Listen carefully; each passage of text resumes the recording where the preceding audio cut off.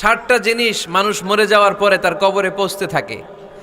ইন্না মিম্মা ইয়ালহাকুল মুমিন মিন হাসানাতিহি বা'দা মাউতিহি, মানুষ মরে যাওয়ার পরেও যে 60টা জিনিস তার কবরে পৌঁছায় তার মধ্যে একটা হচ্ছে মসজিদান বানাহু, সে যে মসজিদ বানিয়ে গিয়েছে ওই মসজিদের সওয়াব। সুবহানাল্লাহ পড়েন। আপনি টাকা দিয়ে মসজিদ বানিয়ে দিলেন, ওই মসজিদে মুসল্লিরা নামাজ পড়ে, রোজাদাররা এসে ওখানে ইফতার খায়, তাহাজ্জুদ আদায়কারীরা তাহাজ্জুদ পড়ে, তাদের সওয়াবের কমতি হবে না, কিন্তু তাদের সওয়াবের একটা পার্সেন্টেজ সওয়াব যে ব্যক্তি মসজিদ বানালো তার আমল নামে আল্লাহ ঢুকিয়ে দেয়। এজন্য বেশি বেশি মসজিদ বানাতে রাজি আছেন তো? আল্লাহর হাবিব সাল্লাল্লাহু আলাইহি ওয়াসাল্লাম বললেন, সাবআতুন ইউযিল্লুহুমুল্লাহু ফি যিল্লিহি ইয়াওমা লা যিল্লা ইল্লা যিল্লু, 7 শ্রেণীর ব্যক্তিকে আল্লাহ তাআলা কিয়ামতের দিন আরশের নিচে ছায়া দিবে, যেদিন আল্লাহর আরশের ছায়া ছাড়া কোনো ছায়া পৃথিবীতে থাকবে না। সেই দিনটা কি এই দিনের মতো? কিয়ামতের দিনটা আজকের এই দিনের মতো হবে? 50,000 বছর হবে। এটা লেন্থ, এটা ডিউরেশন। কাআন সাফসাফা লা তারা ফিহা ইওয়াজা ওয়ালা আমতা, লেভেল প্লেইং ফিল্ড, তামার জমিন। একটু কল্পনা করেন তো ওই দিনটা কত ভয়ঙ্কর। বাবা ছেলেরে চিনবে না ওই দিন, ছেলে বাবারে চিনবে না, স্ত্রী স্বামীকে চিনবে না, স্বামী স্ত্রীকে চিনবে না, পীর সাহেব মুরিদ চিনবে না, মুরিদ পীর সাহেবকে চিনবে না, নেতা কর্মীকে চিনবে না, কর্মী নেতাকে চিনবে না। হায় হায়, ইয়া নাফসি ইয়া নাফসি বলে কাঁদবে। সূর্যটা মাথার কাছে চলে আসবে, সূর্যের তাপে মাথার মগজগুলো গলে গলে নাকের ছিদ্র আর কানের ছিদ্র দিয়ে টপ টপ করে বেয়ে বেয়ে পড়বে। তৃষ্ণায় মানুষগুলো পাগল পাড়া, জিহ্বাটা বের হয়ে নাভি পর্যন্ত ঝুলতে থাকবে। সেদিন সবাই পাগলের মতো ছুটতে থাকবে, কোনো ছায়া নাই আল্লাহর আরশের ছায়া ছাড়া। আল্লাহর হাবিব বললেন 7 শ্রেণীর ব্যক্তিকে আল্লাহ তাআলা আরশের নিচে ছায়া দিবেন। এর মধ্যে 1 শ্রেণীর ব্যক্তি রাজুলুন কলবুহু মুআল্লাকুন বিল মাসাজিদ, ওই ব্যক্তি যার হৃদয়টা সবসময় আল্লাহর মসজিদের সাথে লেগে থাকে। মসজিদের সাথে যার হৃদয় লেগে থাকে তাকে আরশের নিচে ছায়া দিবে কে? এজন্য মসজিদের সাথে যেন আমাদের হৃদয়গুলো লেগে থাকে। অনেকেই দেখবেন এত ভালো নামাজে জোহর পরে টেনশন করে আসরটা কই পড়বো, আসর পরে চিন্তা করে মাগরিবের সময় আমি কোথায় থাকবো, মাগরিবের সময় টেনশন, ইস এশাটা হয়ে গেলেই তো শেষ। এরকম লোক আছে না নাই? এদেরকে সেই কঠিন ভয়াবহ দিনে আরশের নিচে ছায়া দিবে কে? তারপরে মসজিদ আমাদের 4 নাম্বার পদ্ধতি, মসজিদকে পরিচ্ছন্ন রাখা, মসজিদকে ঝাড়ু দেয়া। মসজিদকে যারা পরিষ্কার করে তাদের হৃদয়ের যন্ত্রণা দূর করে দেয় কে? সাইয়েদনা ইব্রাহিম আলাইহিস সালাম এবং ইসমাঈল আলাইহিস সালামকে আল্লাহ তাআলা আদেশ করেছেন, তাহহিরা বাইতিয়া লিত-তাইফিনা ওয়াল আকিফিনা ওয়ার রুকআইস সুজুদ। হে ইব্রাহিম ইসমাঈল, বাপ বেটা দুইজন মিলে মসজিদ ঝাড়ু দাও। কি ঝাড়ু দাও? মসজিদেরি ঝাড়ু বড়দার ও কমারে হাত শোনো আমারে মুনাজাত। পড়েন, শোনো শোনো ইয়া ইলাহি আমারে মুনাজাত, শোনো আমারে মুনাজাত। পড়েন আমিন।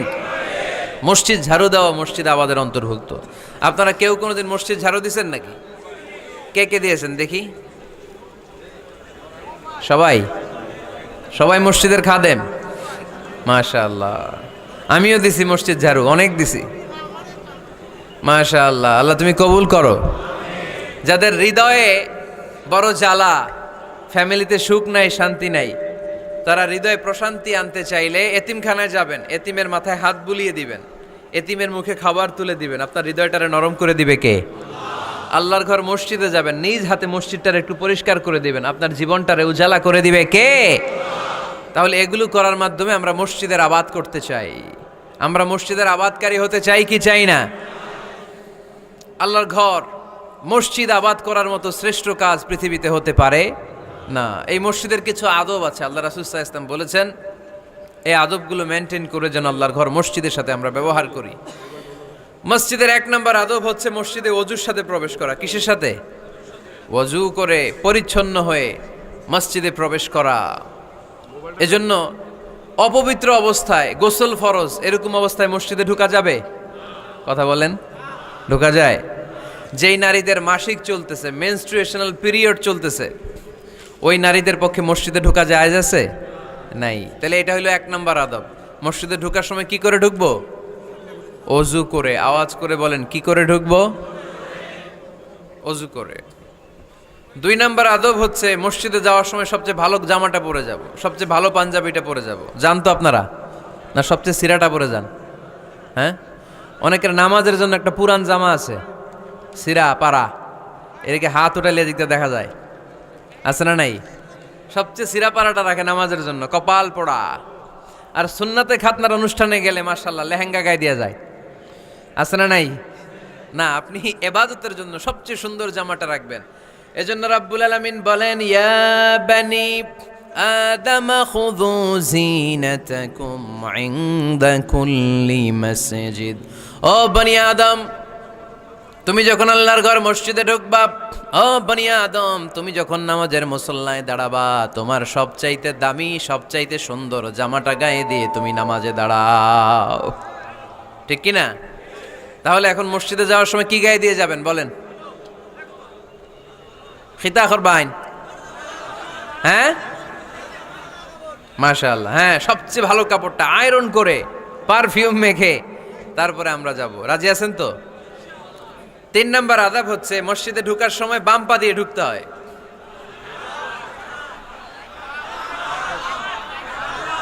কোন পা? আরো জোরে।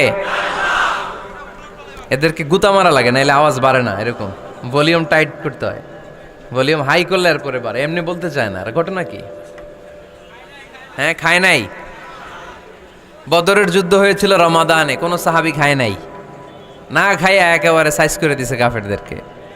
আমরা না খেলেও আমাদের হৃদয়ে ইমানি শক্তি আছে না নেই? এই তো বোঝা যাচ্ছে ইমানি শক্তি আছে। এতক্ষণ আছিল কই? তো মসজিদে ঢুকার সময় কোন পা দিয়ে? এগুলো মনে থাকে আমাদের? ভুলা যাই আমরা, খেয়াল থাকে না তো এগুলা। এত কিছু মনের মধ্যে রাখলে এগুলো মনে থাকবে কেমনে? মসজিদে ঢুকার সময় কোন পা? আরো জোরে।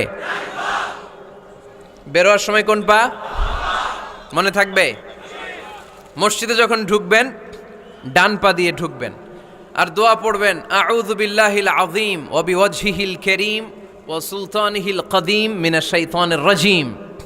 বিষ্ণু ইসা ইসলাম বললেন, যে ব্যক্তি মসজিদে ঢোকার সময় এই দোয়াটা পড়বে, শয়তান আফসোস শুরু করে, সে বলে, হায় হায়, আজকের দিনের জন্য, সারা দিনের জন্য তো তুই আমার ওয়াসওয়াসা থেকে বেঁচে গেলি।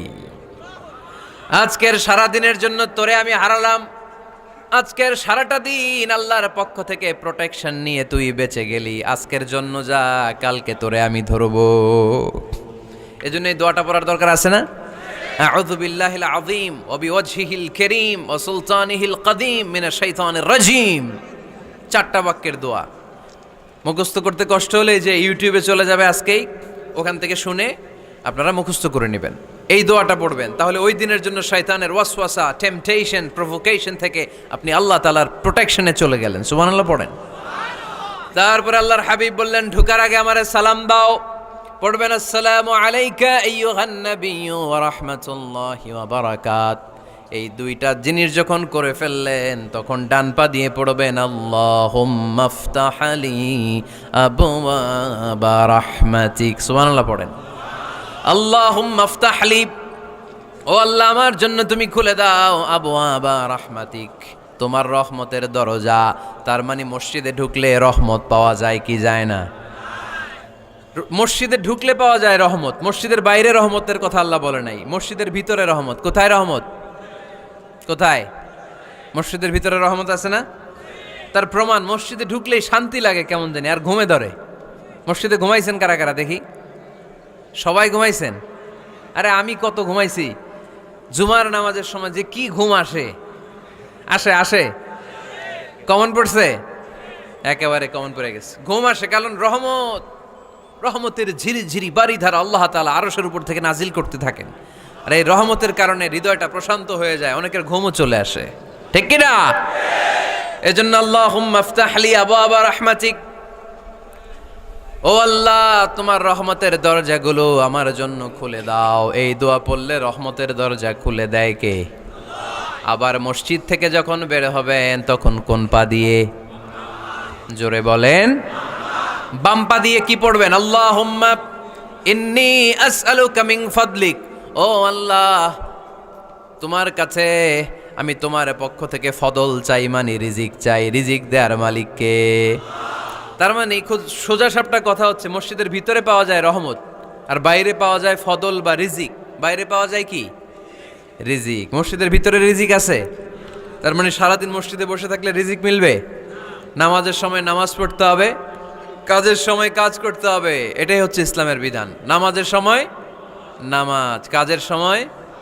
আমি প্রশ্ন করব, আওয়াজ করে উত্তর দেন। নামাজের সময়, কাজের সময়। নামাজের সময়, কাজের সময়। এটা মনে থাকবে। এজন্য আল্লাহ বললেন, ফাইদা কুদিয়াতিস সালাতু ফান্তাশিরু ফিল আরদি ওয়াবতাগু মিন ফাদলিল্লাহ। যখন তোমাদের সালাত শেষ হয়ে যায়, আল্লাহর রিজিক অন্বেষণের জন্য আল্লাহর জমিনে তোমরা ছড়িয়ে যাও। নামাজের সময় আসবেন, নামাজ শেষ বের হয়ে যান। ফান্তাশিরু ফিল আরদ, জমিনে ছড়িয়ে পড়ো। নামাজ শেষ, চেয়ারম্যান সাহেব চলে যাবে ইউনিয়ন পরিষদের ভেতরে, ছাত্ররা চলে যাবে হাই স্কুলে, মেম্বার অব দ্য পার্লামেন্ট চলে যাবে সংসদে, সেনাবাহিনীর লোকেরা চলে যাবে ক্যান্টনমেন্টে, ব্যবসায়ীরা চলে যাবে তাদের বাজারে, সিএনজি ওয়ালারা সিএনজি নিয়ে ব্যবসা শুরু করবে, রাস্তায় নেমে যাবে, চিল্লায় বলেন ঠিক কিনা?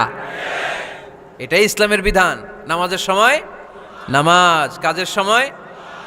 আচ্ছা, তাহলে প্রথম সুন্নাত পেলাম, পবিত্র হয়ে ঢুকবো, ভালো জামা পরে ঢুকবো 2 নাম্বার। 3 নাম্বার, ঢুকার সময় কোন পা, বের হওয়ার সময়।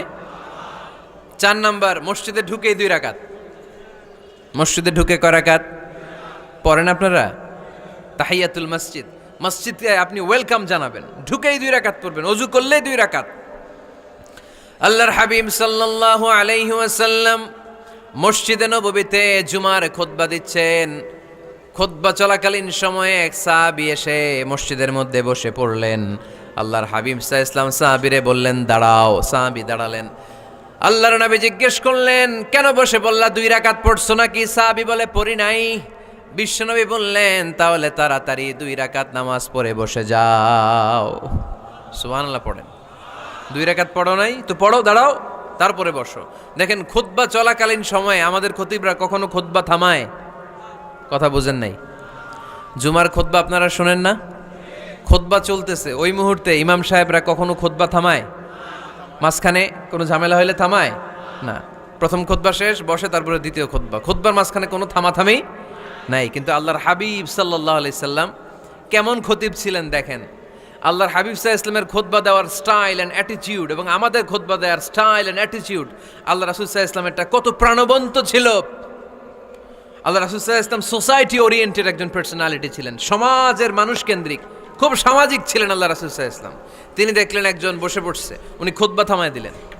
জুমার খুতবা থামায় বললেন, এই নামাজ পড়ছো না? পড়ো, 2 রাকাত পড়ো। আবার খুতবা শুরু করলেন। সুবহানাল্লাহ পড়বেন না? একবার তিনি খুতবা দিচ্ছেন, দেখলেন আল্লাহ রাসূল সাল্লাল্লাহু আলাইহি ওয়াসাল্লামের 2 জন নাতি হাসান আর হুসাইন রাদিয়াল্লাহু তাআলা আনহুমা, ছোট্ট মানুষ, কাতারের ভিতরে ঢুকে কোন সাহাবী টুপি টান দেয়, কারো পাগড়ি ধরে টান দেয়, একজন এদিকে দৌড় দেয়, আরেকজন ওদিকে দৌড় দেয়।